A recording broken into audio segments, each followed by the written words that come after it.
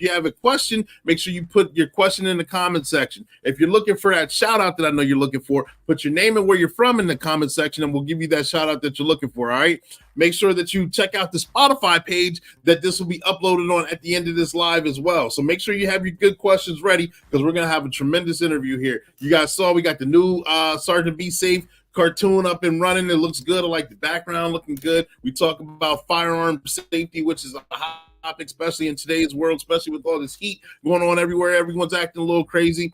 You got tremendous voiceovers in there. So if you wanted to be a voiceover, or even if you wanted to be a guest, workwithclee.com. Let me get that banner going up there. It's in the comment section, and it's going to be scrolling below. There it is. It's scrolling below as well. Workwithclee.com. If you want to be a voiceover for Sergeant Be Safe, if you're looking to be a guest on this show, or because we're sponsored by One Way Publishing, that's the website for One Way Publishing as well. One Way Publishing is a publishing company that can turn a mere thought into a book that's bought. And you can see I got a couple of my books and a couple of the clients' books behind me where we were able to make our dreams come true. And you can do the same thing too. We got many authors that have been through here on this platform. We have another author. He's another author that's coming through here today, and we're going to discuss that. But if you ever had a dream of making your dreams come true, authorship is your way. All right, we got that. You saw the clip up there with CGA and talking about the filters and all that. It's good stuff. We got some funny clips up there, things that are going on. The platforms that we are on, most of them, they're either CT or Clee Tillman or Clark Tent or Coach Clee or Black and Blue. Various platforms have different names, so make sure that you check them out and subscribe to them. And you guys know I'm Coach Clee. Clee spelled CLEE, meaning continuing law enforcement edutainment, because we entertain and we educate in the process of doing this whole thing right now. All right, you guys know I'm a full-time detective. I've been doing this for many years. Been working rotations, been working the road, various different avenues, various different I can't think of the term, but I've worked different capacities in law enforcement, and right now we're doing investigations, and we're having a lot of fun doing it, and it's keeping us busy and occupied, and we're still bringing this good live and up-to-date information to the show. All right, ladies and gentlemen, we got the sponsorships out there, got the platforms out there, got a new segment real quick before we introduce the guests. We got Just the Facts. And I want you guys to know some of these clips, they're real brief, not real long, are going to be a little funny. They show you. I'll let them speak for themselves, and then we'll discuss briefly afterwards. Stand by. Not that one. I don't even know what to say, but he did this on purpose. Oh, just mowed into the cop.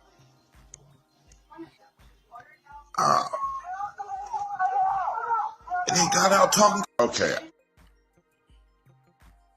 So I had two clips. I must have taken off one of them, but that's okay because we're vying for time. But showing clips like that, we're just showing the state of, certain things you just can't do. Your bad behavior is not going to be accepted. Not showing that you care about yourself, life, property, or anyone else is not the way to go. I know the law enforcement here, first responders, we take a lot of hits in society, and we're all here trying to do the right thing. We're all trying to uphold a standard. Certain things people have to hold themselves accountable. Not trying to put anyone on the spot, any particular dynamic on the spot, but you got to be a decent human being, a decent citizen. We're all trying to move the needle forward and have a positive impact through life. All right. The other clip's not going to be here. We'll discuss that one at a later date. But ladies and gentlemen, boys and girls, make sure you get those likes ready. Make sure the heart button even makes me a little better.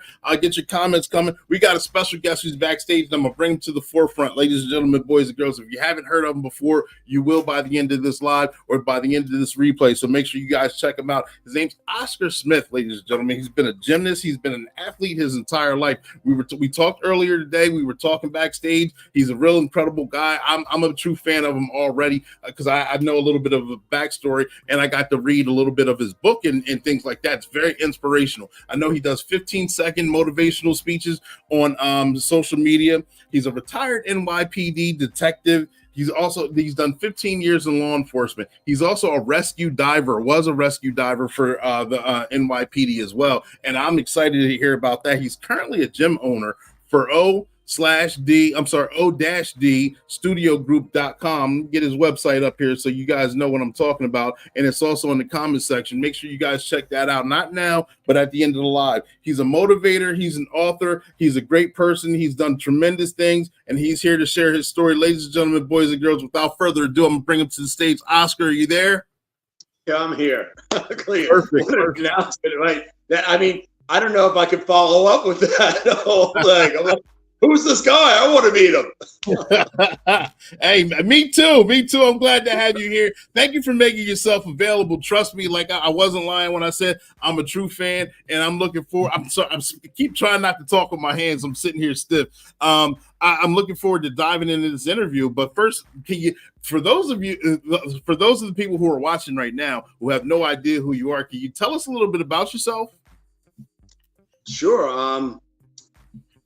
Like any other young man growing up in the, metropolitan area, and being a minority, there's ways that you can keep, like what you said, moving forward, like that needle, moving constantly forward. So I don't want to hear any excuses. I like what you said in the beginning also quickly about man up to it. If you made a mistake, own up to your mistakes. Don't blame anyone else for your own mistakes. Yep. In the startup world, they have a simple saying: you want to fail fast. If you want to fix it, you fix it fast and then move on. Same thing. Something doesn't work for you, or you're going down that road, wrong road, so to speak, correct yourself. Simple as that. But about me, there's not really much to tell. I would just always, you said it yourself, been an athlete since, God knows, since I was crawling around on the ground, and just basically took that athleticism background and applied it when I got into high school and into college. And that just kept me on that straight path, so to speak. We all had knucklehead friends who did stupid things and getting caught with them and being like, I didn't like this kind of lifestyle or this feeling. So it's a big thing. I'm so sorry. My big dog is coming over to hear me talk. All right, get back with it. Go on. The dog's coming in to say hello. That's all. Yeah, when they hear me talk and they hear you, they're like, who's this guy? So I basically, like everyone, I tell, we all have a purpose. It's you finding what that purpose is and then applying it. And it's just, once you find that purpose, life just coasts on by. It's just such an easy thing, an easy flow of that. And I also like the fact, like you said, about everyone needs to be a little bit nicer, a little bit more patient with everyone. Sometimes that could be you, that person in line who lost their wallet or doesn't understand, or that older person. Give everyone that little bit of that leeway, because one day that could be you, the slow guy in the fast lane, whatever it is. And like you said, when it gets really hot, people's tempers just flare up like crazy. So to finish up about me, yes, I was a gymnast. I used to be a D-back, and then I fell in love with gymnastics. And then I transitioned to that. I was a track and field athlete, as you and I were both discussing before about being athletes. And I fell in love with one summer. I was actually clerking at a law office, and I ran into a friend of mine, and he was a lifeguard. And, I had a suit and tie going, and I was like, what are you doing? And he's just like, oh, I work as a lifeguard. I'm like, dude, that sucks.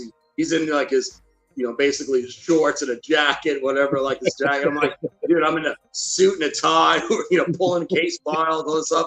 So the next year, I wasn't much of a swimmer. I'm like, I was okay. I wasn't great. Oh, wow. So the next year, I wound up becoming a lifeguard on the beach.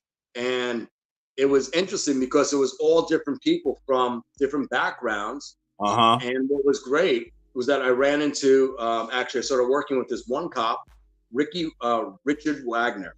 And Richard was a Nassau County cop. Now, for those who don't know, Nassau, Suffolk County, that is Long Island. Nassau County and Suffolk were the highest paid cops in the nation back then. Okay. There was only 80 of them, pretty much. We could call them squirrel chasers.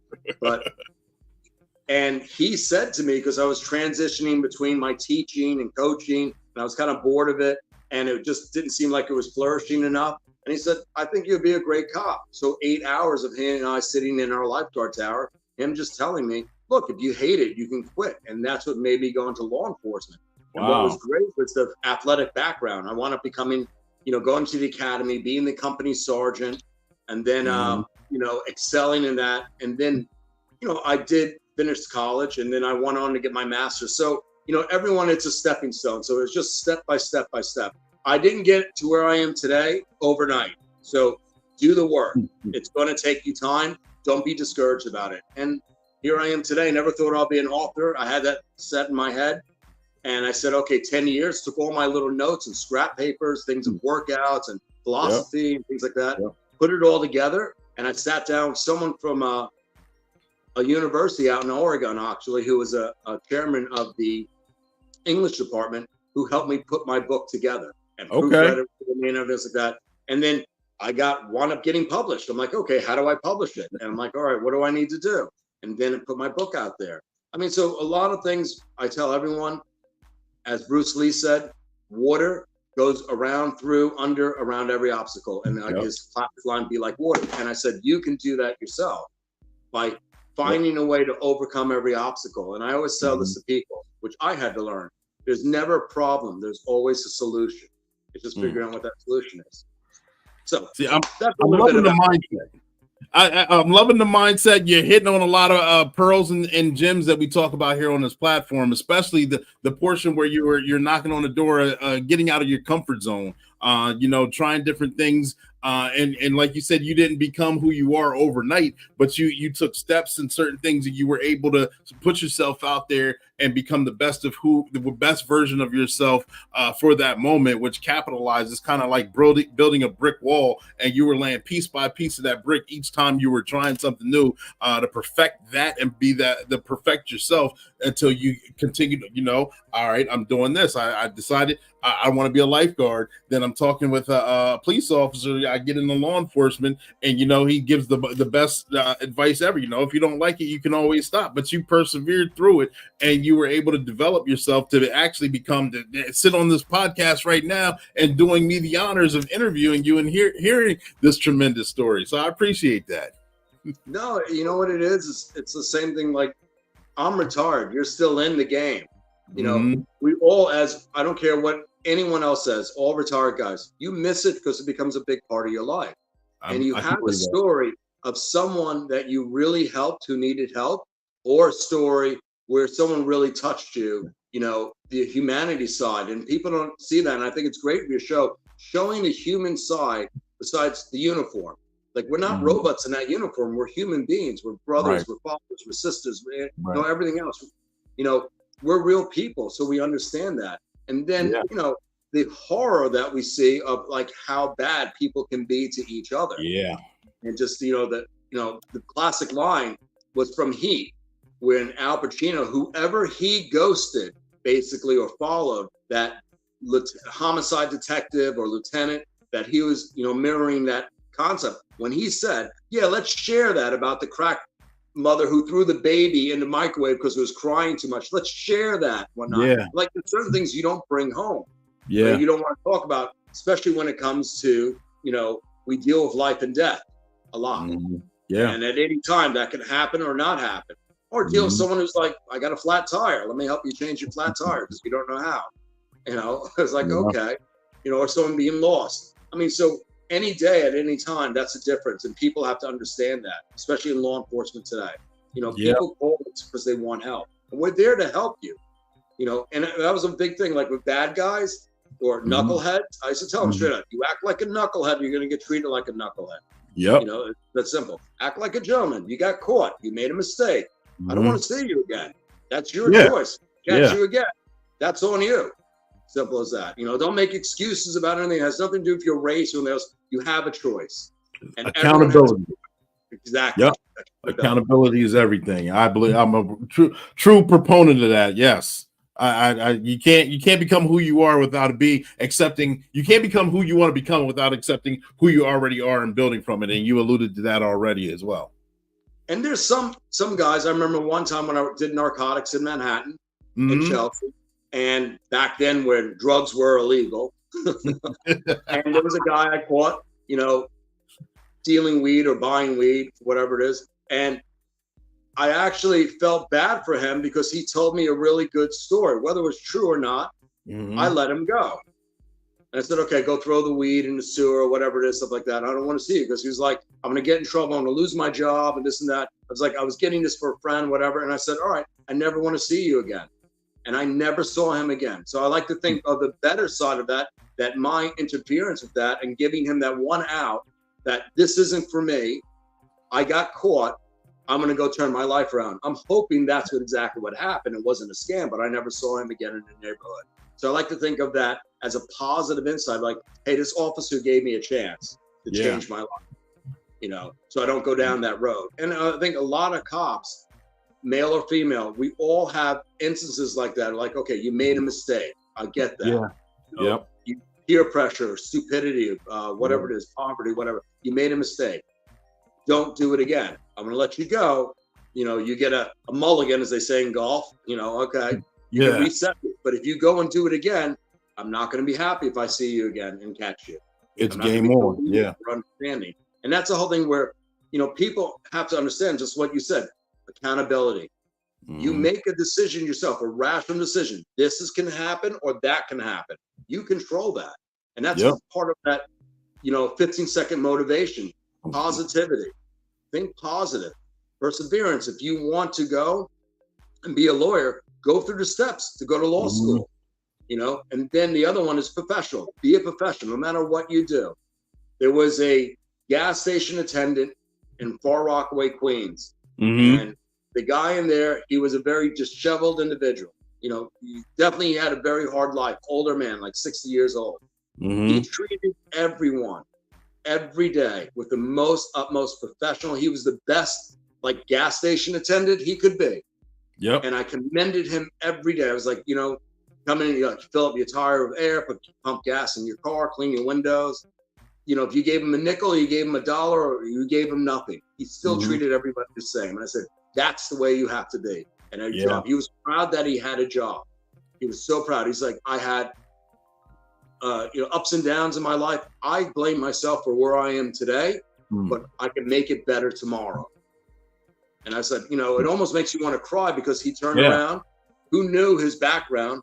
He grew up obviously in the 60s, you know, during, people don't understand the times of real civil rights problems going on. And here he was, you know, and I was like 20 years old and, you know, seeing him going back and forth and still having that job to the day he died. And the community coming out and celebrating, you know, his life and just how nice he was and great. So got a life lesson early. Talk about all the positivity that everyone can bring to their lives. So if I can do it, I tell everyone else you can. So when I became a cop, to quickly go into that, I always wanted to be a detective. I never wanted to be a sergeant or anything else like that. I wanted to be a detective. So the quickest route for that was me going from patrol into like a narcotics unit or street crime unit. Then Sergeant Philomena, which was so funny, my sergeant at the time, and he said, you know, Oscar, I know you're a big surfer kind of guy because that was my lifeguarding job. I loved the water. Fell in love with the ocean. So basically, go back to that first story. The guys who I was lifeguarding with made me into a swimmer. I wasn't a swimmer. I was a track athlete, football player, gymnast, all that other stuff. And swimming, like in the middle of the open ocean, like, whoa. So they made me into a swimmer. And I remember they took me out swimming in hurricane surf. Wow. Massive waves, wind, everything else like that. So until I was comfortable.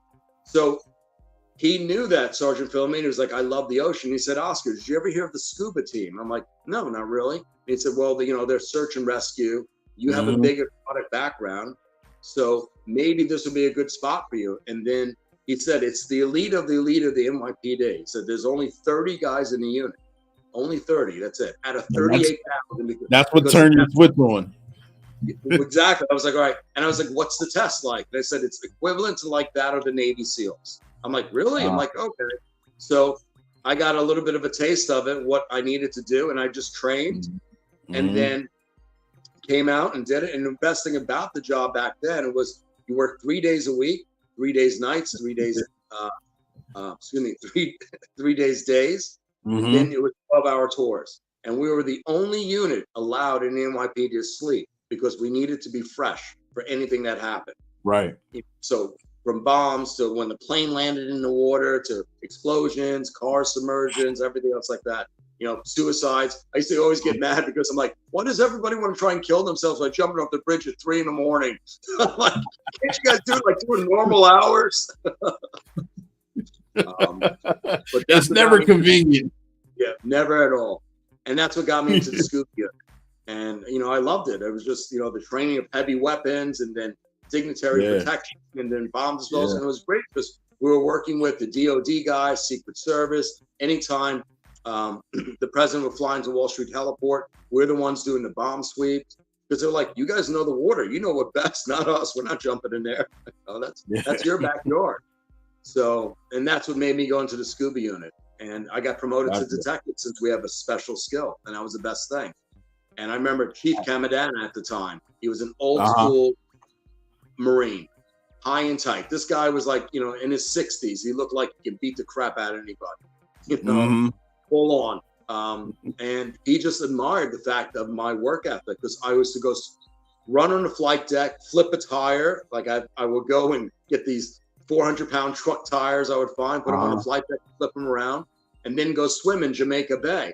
And I remember everyone going, well, who's out there in the water? I'm like, oh, I'm sorry, that's Oscar Smith. He's like, what are you sorry about? He's like, he's doing what he's supposed to be doing, swimming. Yeah. He's a rescue doctor. And they were like, oh, okay, Chief, sorry. And it was funny because he used to call me Jacques Cousteau because I was always in the water. And I remember the CEO back time of aviation was like, I like Oscar. You know why? Because he's not ever afraid to get wet. That's interesting too, because I just going for your background, I would think that you were born and raised and to be in the water from an early age, and you said you didn't actually start learning how to swim until mainly around the age you became a lifeguard around that time. Is that correct? Correct. Wow. Yeah. And so you picked it up and you harnessed it to become to you self-internalize it on your own. Well, it was one of those things like when I was in my junior college and on my days off, I would go and, from lifting weights or track or gymnastics, I would go and try and swim. And I realized I couldn't swim one lap. And I remember the female lifeguard sitting there at the pool making fun of me that you can't even swim one lap. Here I am, this built guy, whatever it is, and I'm trying to impress her. And I'm like drowning every day. So I just had every Tuesday, I would go at 3 o'clock when the pool was empty at the college and swim 1 lap, 2 laps, 3 laps, 4 laps. And my goal was to get to 8. And I was like, okay, no problem. So I was okay. I wasn't that great. Then I remember I took a swim class in college, and they, for the easy credit, because since I was a phys ed major and minored in business, and they videotaped me back then, the old school videotape. Yeah. And he said, your stroke is completely off. So they broke my stroke down. They're like, you just try and outmuscle the water, which you do. But the problem is the water is going to beat you over time. So it's like, you're just not efficient. So I'm like, okay, you got to learn how to be efficient and learn how to glide. And then I took that idea, and when I went to basically lifeguard, school, so to speak, or rookie training, as it were, and they swam us to death. Every day. It was so funny. 16 of us would go in the water. I'll be like number 18 coming out. I was just like, and they were like, who's this? And they used to call me a brick or a sea anchor, like the human sea anchor. Here comes Oscar. But I was the fastest guy on the beach. They had a competition of sprints, and that was the whole thing of my background, that I would run hills and soft sand runs and got faster and faster and faster. And then I went up being on the lifeguard competition team my rookie year, doing this event called Beach Flags. And I have to say, Baywatch definitely helped my social status too, because every girl wanted to be a lifeguard, and it was great being tamed and built. So that part of being athletic was great because I loved, playing with athletes. So they taught me beach, volleyball, sand soccer, things like that, doing different things at the beach. And so instead of just sitting there hanging out, boogie boarding, body surfing, surfing, stand-up paddle. It was like everything. I'm like, wow, this is great. Like, the beach was like going to a park, like a kid going to a playground. Yeah. That's great. So while you were doing that, you did soft sand, running hills, and you would always try and make yourself better. So you did the hard stuff. You pushed yourself to do the hard stuff until it became easier for you. Correct. You know what it is that I wanted to break that stigma being a minority. And I was the first minority, like so-called black lifeguard on the beach. And I was the first ever black rescue swimmer in the history of the NYPD. That's what's up. And that was a whole thing where a lot of people, I like breaking that mold and being first. And that was a whole thing. I wanted always to be first and not prove myself, but just for me personally. Yep. Anything else, because I love when someone says, "Okay, you can't do that," and I'm like, "Okay, I'll find a way. I'll make it work." That's it. You're like, watch this. Correct. But that's all thing. It's putting the work in. It's like you saying, "I'm going to do a podcast," and I said before to you earlier in backstage that I commend you because you're still full time as a cop, and here you are.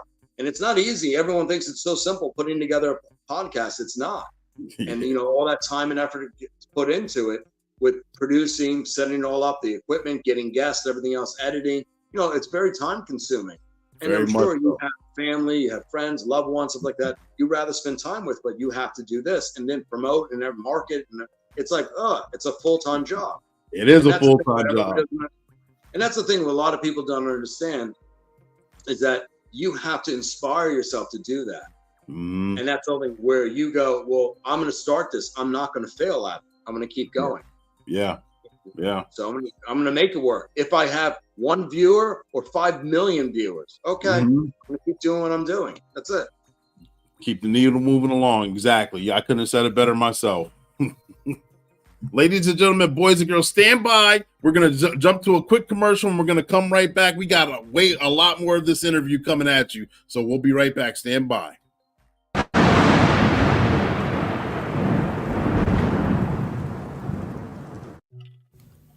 Ladies and gentlemen, Sergeant Be Safe here. We're going to do a roll call. Let me introduce you to the rest of the lineup. And here we go. Hey crew, Captain Chaos here. I'm also a canine handler. Here's my dog Kraken. Hello everyone. I'm Major Payne, in charge of this crazy crew. Nothing gets by me. Good day, y'all. I'm SWAT Specialist Clay Moore, always ready to swoop in and save the day.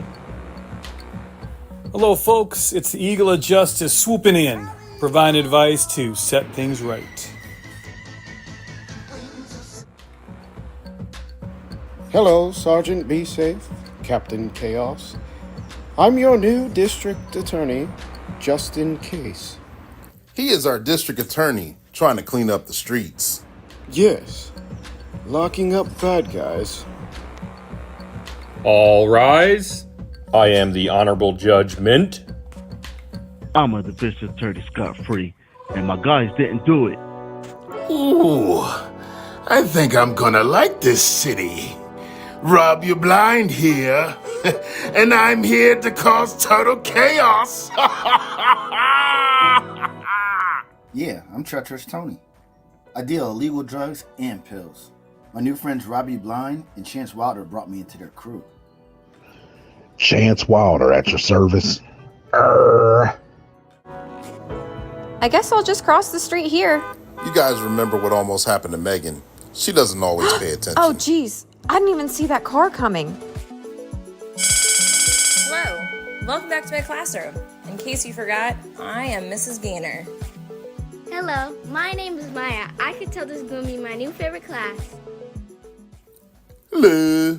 I'm Nasty Nina, and I'm going to divorce this guy and take him for everything he's got. And I am her attorney, Wacky Techie, and I have nothing else better to do. I'm Hal Monitor, the neighborhood watchman. I'll tell Sergeant Be Safe about any suspicious activity. Oh my goodness, Curriculum saved me. Donde está? Tengo hace frío. That's why I'm a sergeant and you're not. I'm afraid. I'm worried. I'm trying to wait on these customers. I'm over here at Mario's bar. I'm afraid that something's gonna happen. You said you were gonna be here. You're not here, and I need you here now. I am the esteemed and pristine Reverend Wade Waters. You make sure you make it here on the right day at the right time, because I got the right seat for you, all right? And that wraps up Roll Call for you. See more educational skits on the podcast Black and Blue. And that's your tip of the day to get you on your way.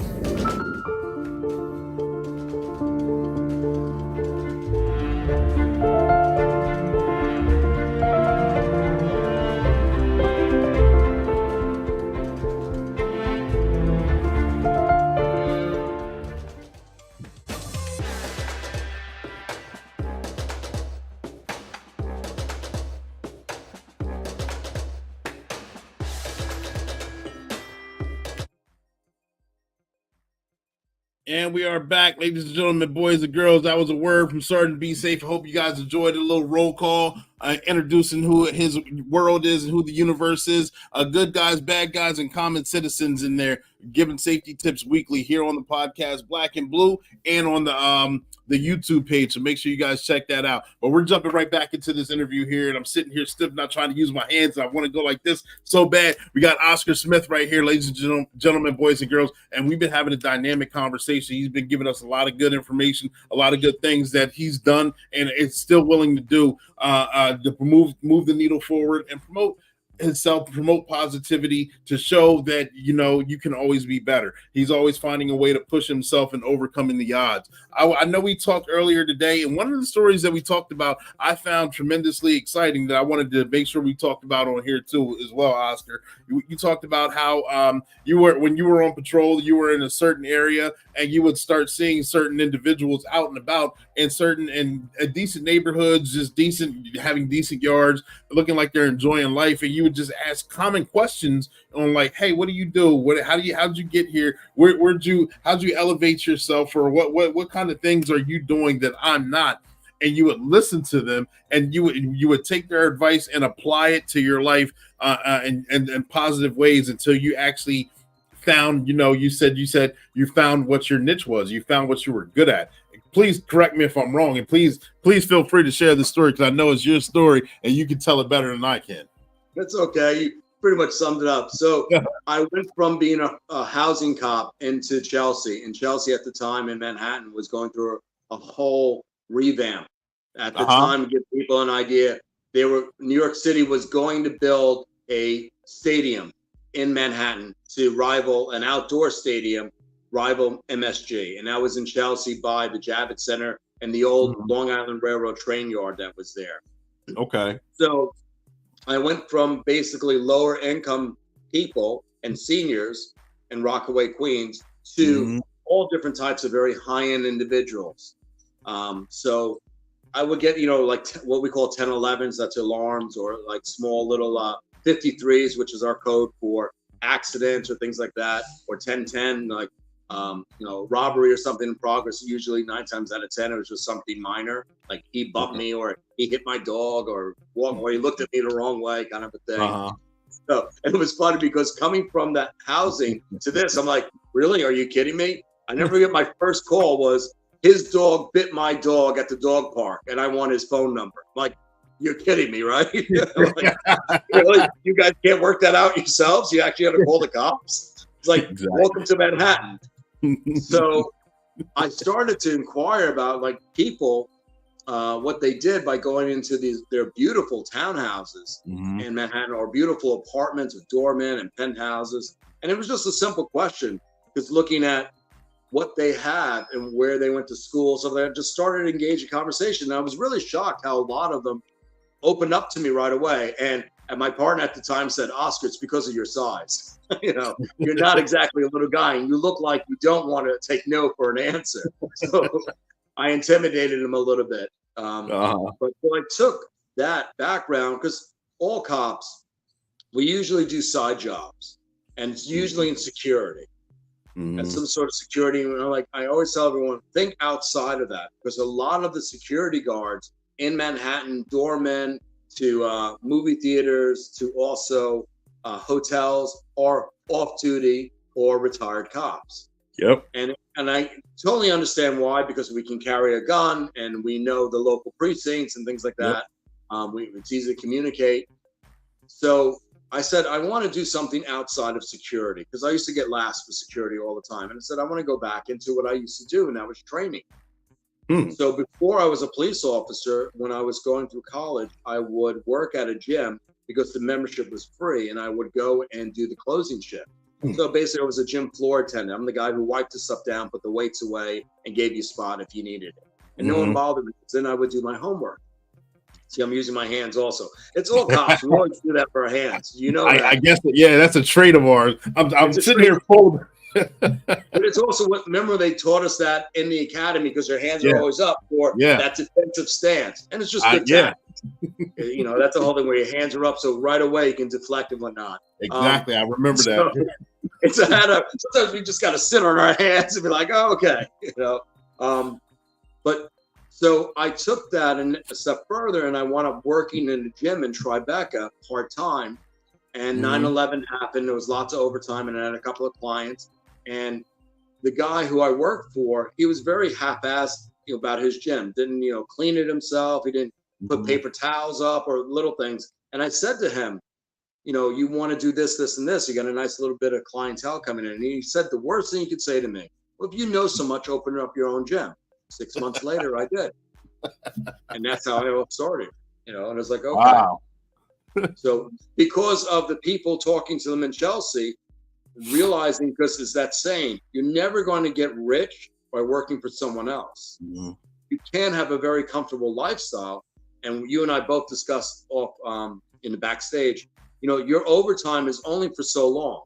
Yeah. And I remember we used to get, people don't realize Disney bought Times Square back in the day. And that was funny because they gave us overtime every weekend, 10 hours, to sit in Times Square to get rid of all the street peddlers, graffiti artists, riffraff and whatnot. And that went on for about 6 months, and then it stopped.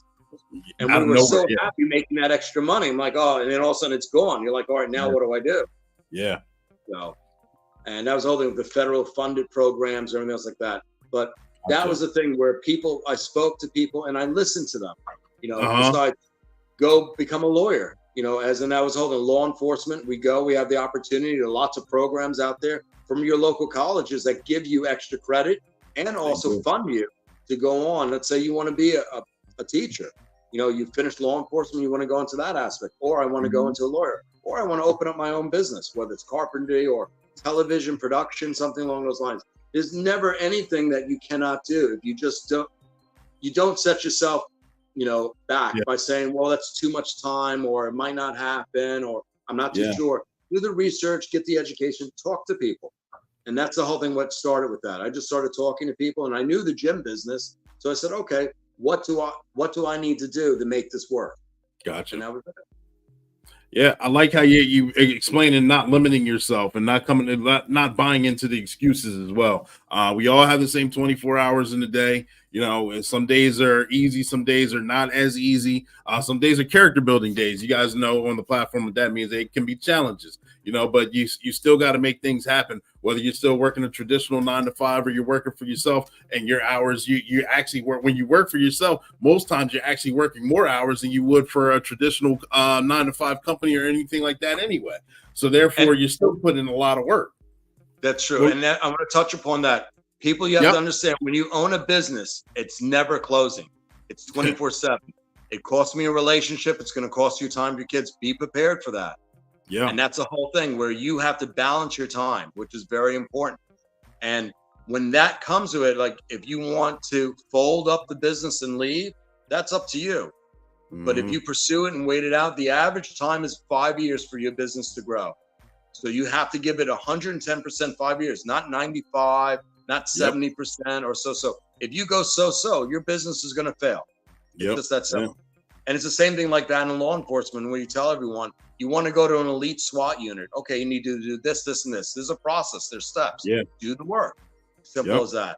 And, like you becoming detective. You don't all of a sudden go like, oh, yeah, let's make Clea a detective. Boom. You're like, I worked to get here.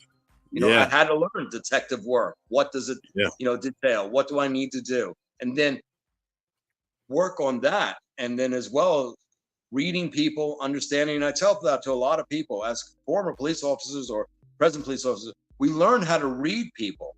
It's almost a psychological trait that you learn. You know when people are lying to you, when they're pretty much antsy or, like doing all such fidgety movements. Like you learn a little bit more and more about people and their normal habits also. And all bad guys, they all sweat, jitter, what I call spontaneous utterance, just start talking all this nonsense. You're like, yep, you're the guy I want. Oh man, I left the groceries at the store. What? I know. Like, okay. And that's the whole thing where we as police officers have to understand there's life beyond the badge. Eventually you are going to retire and you're not ready to, like, I'm not done to sit at home and fish all day or whatever it is. Yeah. I want to go out and do something else. And like you said, you like to coach, you like to inspire people, motivation. Love to see you on a stage one day during a TEDx talk, somewhere along those lines where you're elevated completely, or doing a broadcast on a regular show on a network. You know, it's like, okay, you know what? I want to bring this out to light. And there's nothing wrong with that. And I tell everyone, you are the only one that holds you back.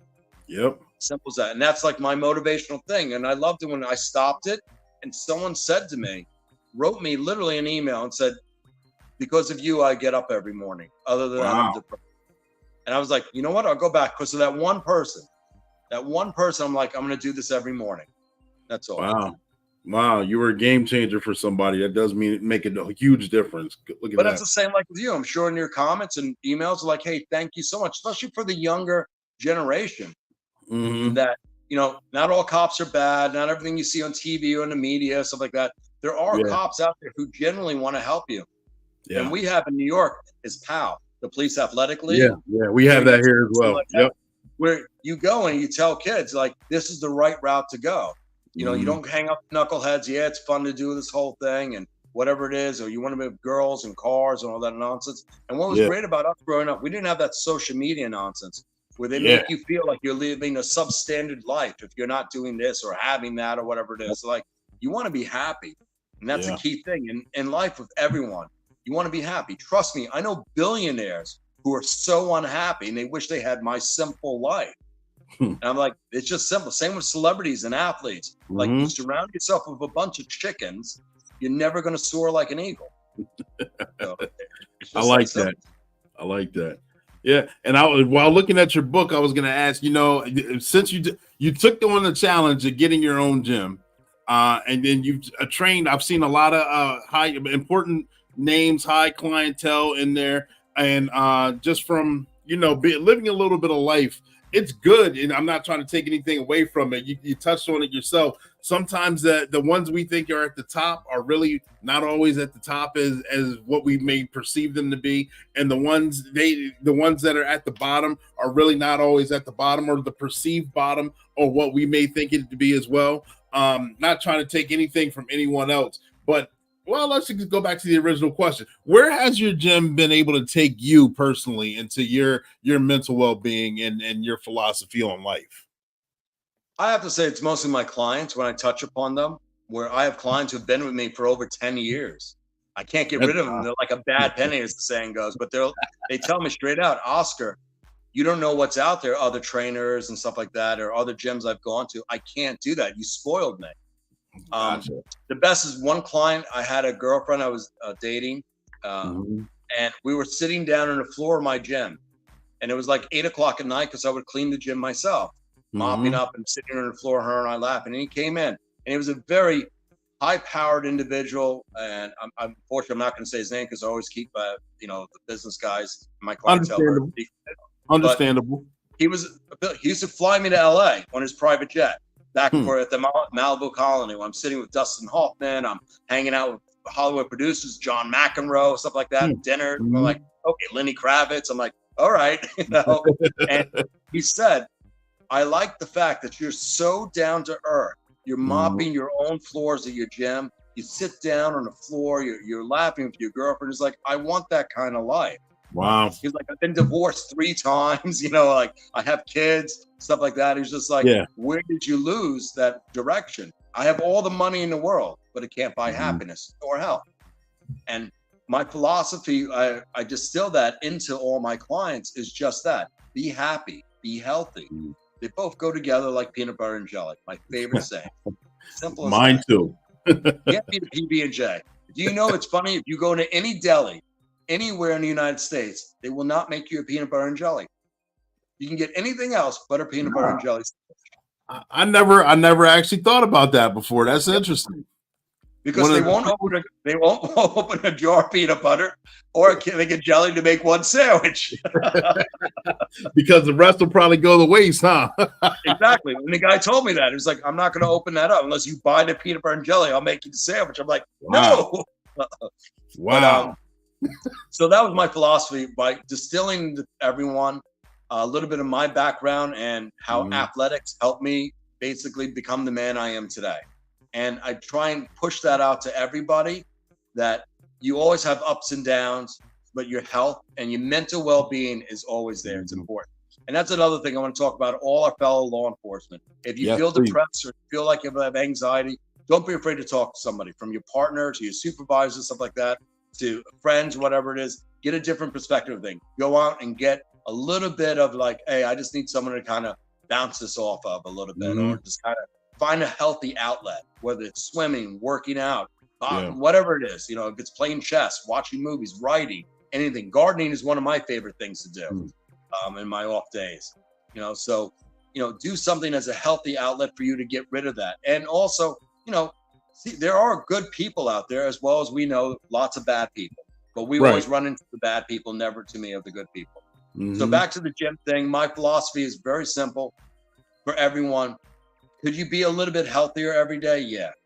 What do you need to do to take that steps? Good nutrition and a consistency of a workout routine. That's all. Perfect. And bringing that back to law enforcement as well. We hear it all the time. You need to eat better. You need to sleep better. You need to work out more often. And when we come out of the academy, we're this fine-tuned machine. We're ready to take on the world. Then, of course, not making excuses, but it's true. The shift work gets ahead of us. We're working, whether it's rotating schedules, 8-hour days, 10-hour days, 12-hour days, 2 weeks days, 2 weeks nights, or a month of days, a month of nights. However it rotates to the point where it's hard to keep up some sort of schedule. It's hard to keep up some kind of a diet plan. It's hard to keep up. You have even if you have your meal preps, sometimes you get a hot call to where you're guarding a perimeter and you don't get relieved for 2 or 3 hours, and that's during your meal break. And you're not going to eat until that incident's over, and then next thing you know, it's 4 o'clock in the morning and you're starving, hungry, and you're eating the meal that you should have ate probably earlier in the shift. And it is what it is. It's one of those things. We all get it. We all understand it. But what would you say to those of us that are still working and it's difficult to maintain some sort of physical fitness or diet or just the mental toughness? A lot of the older guys are getting to the point where the mental health is a big deal, where we're getting bogged down with so many incidents that where some guys don't sleep at night. Some guys, that's all they hear is certain incidents ringing in their head. What would you say to anything like that? Well, we're going to touch upon the first thing about your meal prep. You said it very much, which is great. I tell everyone, when you do have shift work, get yourself a little cooler, make your meals for the next 3 days. And when you do have that emergency call, trust me, I remember trying to eat a chicken parm hero before I had to jump in a helicopter to go jump out of it. And I'm like, I can't eat this until later. And, sometimes when it gets too late, you don't need to eat. You're like, okay, I'm just going to have some water. I'm going to have a piece of fruit, and then I'm going to go to bed and I'm going to eat this tomorrow. And I explain that to everyone.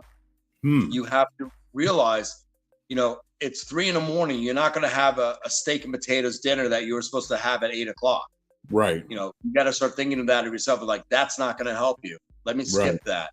And then healthy choices, like I said, with the meal prep, let me get carrot sticks. Let me get some, cold cuts, a hero, something like that. Something easy, peanut butter and jelly. And the other thing is that we all know that we had these guys that we work with where they got so big, their vests looked like lobster bibs, And you didn't want also the guy who had the uniform with stains all over from his, jelly donut he had to the pizza to this and that. And you're like, take pride in yourself. And that was a whole thing where we had a saying, does your uniform command respect? And that's the whole thing. Your uniform is always tight. When you're high and tight, a lot of criminals look at you and go like, I ain't going to mess with that guy because that guy, he's straight as an arrow. Yeah. And that's why the Marine uniform will never change, because that is one that commands respect. All military uniforms have that look to them, which is important. And then you want to look the part. There was nothing better when I was lifeguarding and I was ripped up, a good 185, pure muscle. And people will come to me and go, I like your beach. You know why I sit here? Because you're definitely the person who's going to come and save me if anything happens. And I'm like, thank you so much. And I remember getting that also as a cops, where people would see me on the train. When I lived in Tribeca, I would take the train back from Chelsea to Tribeca. And people were like, oh, good to see you. And I would go home in uniform, especially during 9/11, because we would do doubles. You know, sleep a few hours and go right back to work. And it was a great feeling when people said that to me. They were impressed. They're like, hey, you know, you want to be that stature. So think about when you first saw Superman. We're talking about Christopher Reeves back in the day. You know it. You know it. Oh yeah. I'm with you. Go ahead. You're rocking.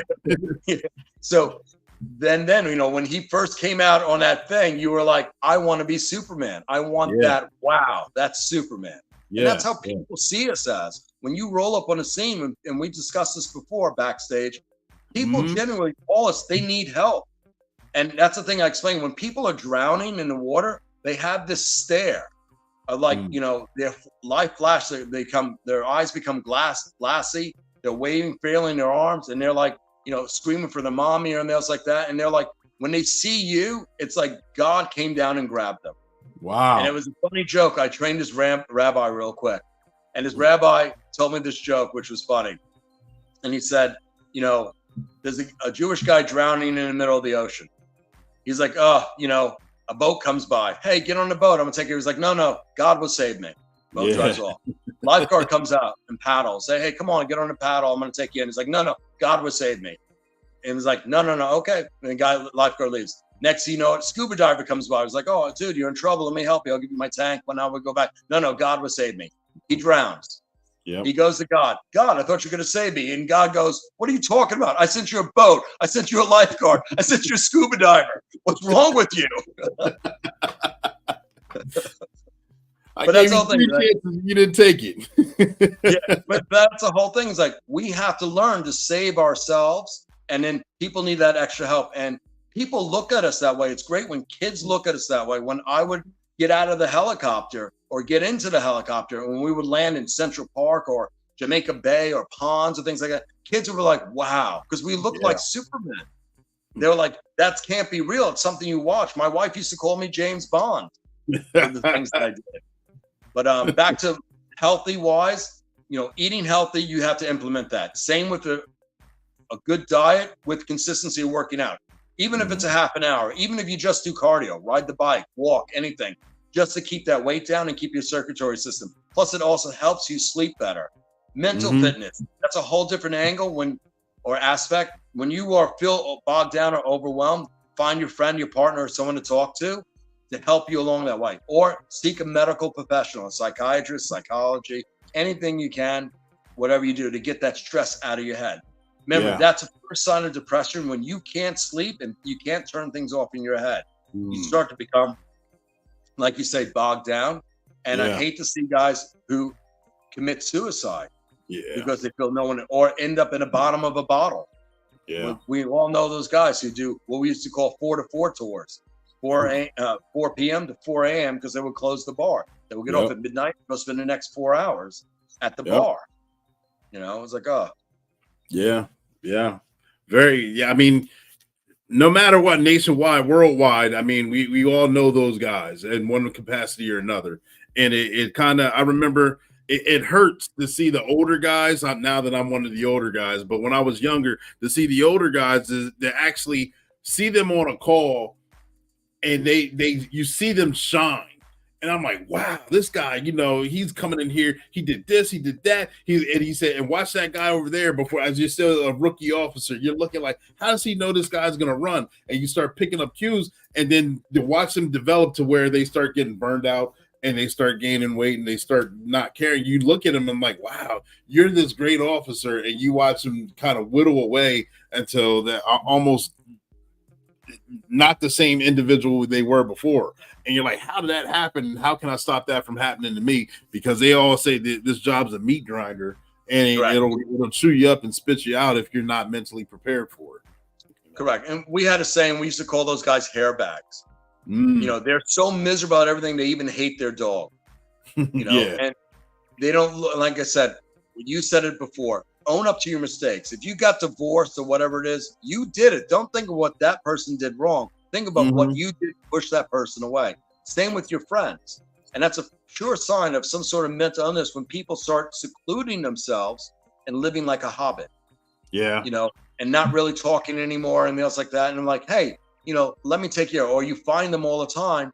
basically drowning their sorrows in beer or alcohol or God knows what, and it's all these little signs that you have to look for. And that's when everyone needs that little step up. It's like when a coach would say, hey, Clee, I know you're better than that. Let's go. You can do a better lap than that, or you can lift that more, or whatever it is. It's like, okay, because I believe in you and you need that little extra help.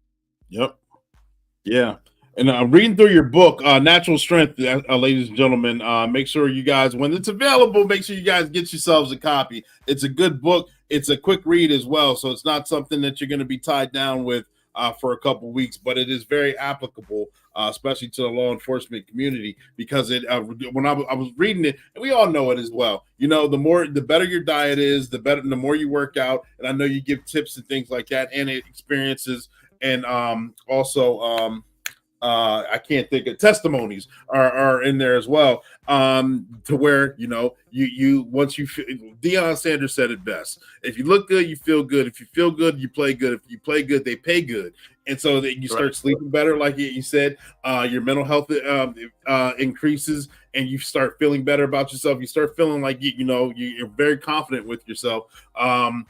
Not only that, I said your medications is what I want to talk. You start weaning off medications if you're on them, or to the point where you don't need medication. You start going to doctor visits, the doctor saying, you know what, clean bill of health, and send you on your way. The book highlights many things like that they taught us in the academy, and sometimes we forget about it, and that we need that reminder.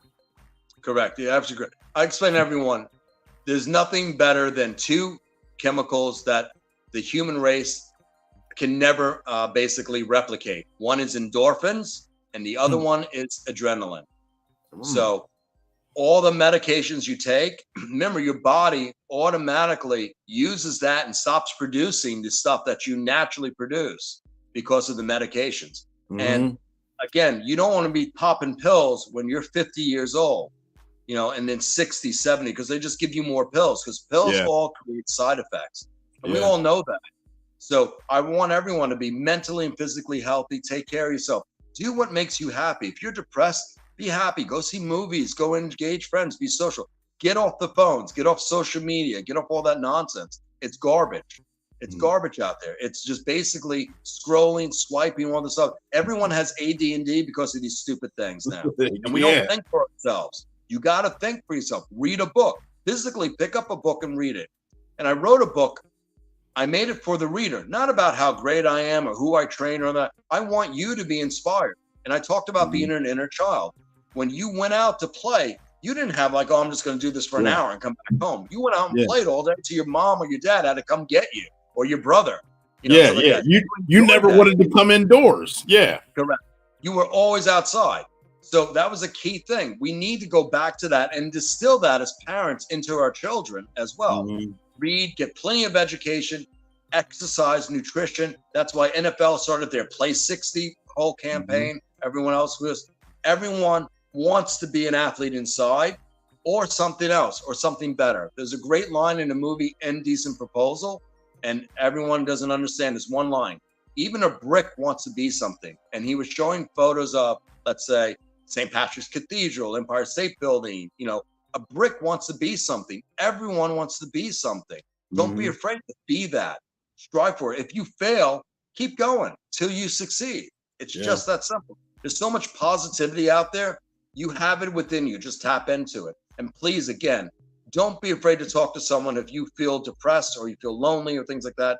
Talk to a friend. Hang out with someone. Go see a ball game. Do something together. I like it when precincts get together. We used to do golf outings and softball games, things like that, to make it a family. And I'm sure you have that there in your district as well. People get together because we do go through a lot as cops, and when it's a huge emotional weight on our shoulders of things, because we do see a lot and deal with a lot of things. Like I said, the bad part of society. Yep. Yeah. Good job. Yeah. Thank you for sharing that. Absolutely. Getting together is a fun time. I know we call it platoon night over in my area. We get where the platoons that are working in rotation, we get together when we have at least the weekend or at least 3 days in a row off. Get together, go have a meal, get together, and that have the softball tournaments. We had kickball tournament, just fun stuff. Raise money for canines, raise money for whatever organizations that we'd make a donation for. It's a lot of fun to do. It's more fun than, it's good to do it for a good cause, don't get me wrong, but it's fun to go out there and bust each other's chops too. So correct, exactly. Ladies and gentlemen, boys and girls, one more commercial. We're going to jump right back to the finalization of this interview. So get your questions ready. I see that there's trouble with the connection on the questions in the comments. I haven't seen any come through, and that's understandable, but that's fine. Make sure you get them on the replay, and we'll get back to them. But here comes Sergeant Be Safe, so stand by.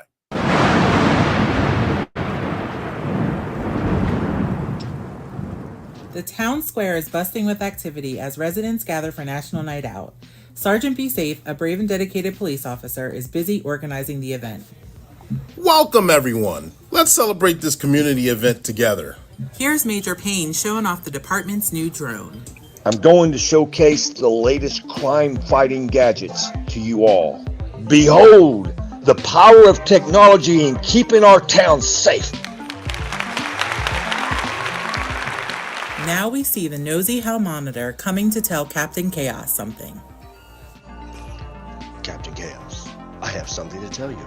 Oh, no! Kraken, no! Come back I here! hope Captain Chaos catches him in time. At this first function, I am your fitness instructor. I teach Kung Fu, the flying cross jiu-jitsu, and things that'll keep you safe. Safety comes first. Always be prepared. I'm excited to be one of the first students. Just as things start to settle down, treacherous Tony, the town troublemaker, tries to steal donations meant for the event. These donations are mine. Not on my watch, treacherous Tony. He does it again. National Night Out is saved. Sergeant Be Safe nails treacherous Tony and off to jail he goes. We're stronger together. Let's work together to keep our town safe and have an enjoyable National Night Out. And that's your tip of the day to get you on your way.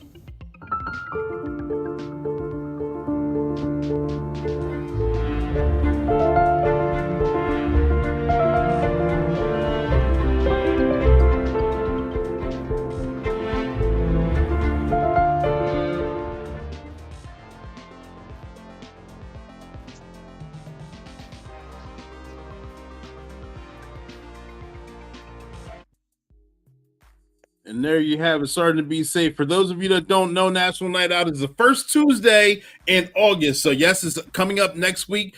First Tuesday coming up. So if you don't know it, get out and meet your fellow neighbors, your fellow constituents. There'll be a lot of fun activities at most of them. You get to meet your firefighters, you get to meet your EMS, you get to meet your police officers there as well. National Night Out is a moment where you can ask your questions, where you get to see the faces in your neighborhood or your area or development or wherever you're at, and get to meet the people, get to meet the local officials, like I said, and law enforcement. So make sure you guys check them out. And it's always a good time for the kids too, because it's always some bouncy houses, balloons, ice creams, food trucks, all that good stuff. Make sure you guys get out there. Ladies and gentlemen, boys and girls, we had a great interview with Oscar Smith here. And I'm like I said, I'm a true fan. I appreciate him coming on the show. But before we wrap up, Oscar, there may have been something that I may have forgot to ask you a question, or through the course of conversation, I may have jogged your memory on something that you wanted to touch on. Is there anything else that you would like to share with us? I'm talking with my hand, sorry. Is there anything else that you would like to share with us right now? The floor is yours. No, I think that we pretty much covered everything, and I think it's fantastic of what you do and reaching out. And I totally forgot about it. I remember National Night Out when I was a cop as a rookie, and we had Operation Safe Block or things like that. So I think it's great that that still program exists and for people to go see, and meet, like you said, local law enforcement, EMS, and firefighters. So with that, just everyone out there, be safe, respect your cops. As I used to tell people back in Manhattan when they would take pictures of us, I'm like, go take pictures of your local cops where you're from. They do the same job that we do. We're not superstars. I mean, they wear the same uniform and everything else because that was the height of the NYPD Blue show and all that other stuff. Yeah. So with that said, I appreciate so much of you allowing me to be on your show as a guest. Much success to you.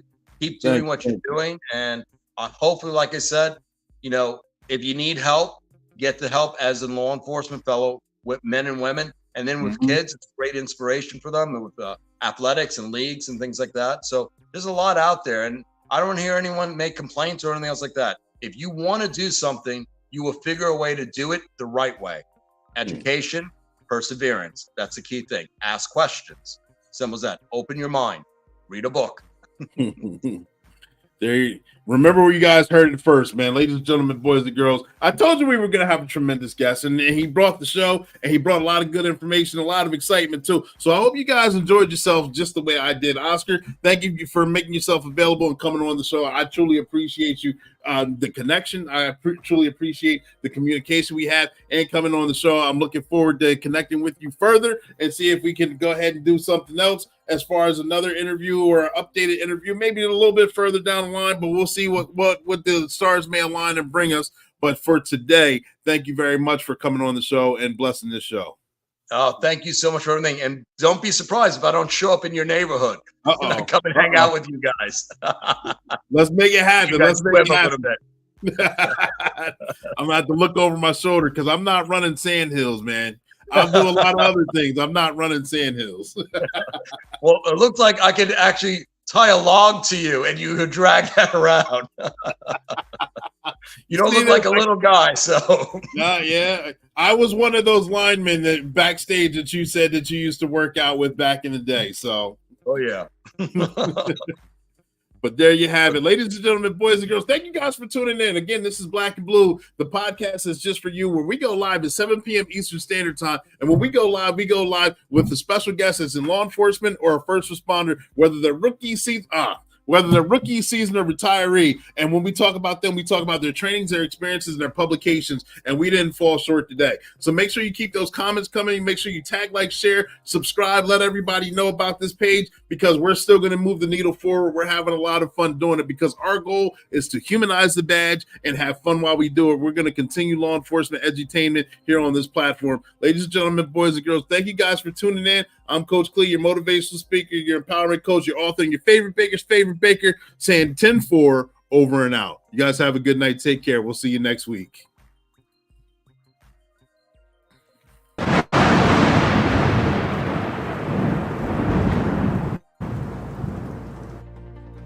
Captain Chaos, did you mess up another report again? Sorry, Sergeant Be Safe. I'll try to be more, careful. What in the world was that? Whoa, look out the window, Captain Chaos. There's a real live superhero. We have to meet them, Sergeant Be Safe. Let's go. There's Supercrime Buster to the rescue. Hey, there's Supercrime Buster! Woohoo! Hey, you're the greatest, Supercrime Buster. Yeah, we know Supercrime Buster's out there. We're actually on the way, but we keep getting phone calls. Excuse me, Supercrime Buster. I'm Sergeant Be Safe, and this is my partner, Captain Chaos. We'd like to thank you for your incredible bravery. Yeah, you're amazing. We're big fans. Wait, you are the police officers, but not the superheroes? No, we're just ordinary officers doing our duty. But we may not have superpowers, but we're heroes in our own way. You're right! The heroes don't always wear capes or possess superhuman abilities. It's the everyday heroes like you who make a difference. Thank you, Supercrime Buster, for that reminder. You are absolutely 100% correct.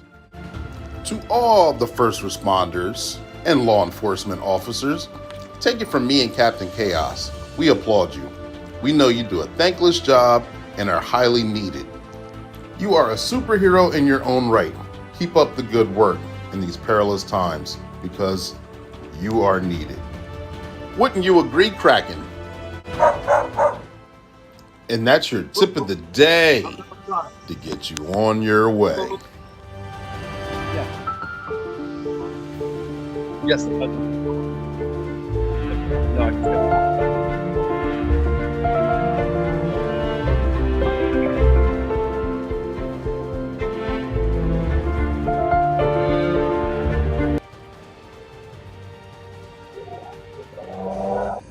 bad cop. I never once said you were. It would be real simple if the problem was bad cops. It ain't.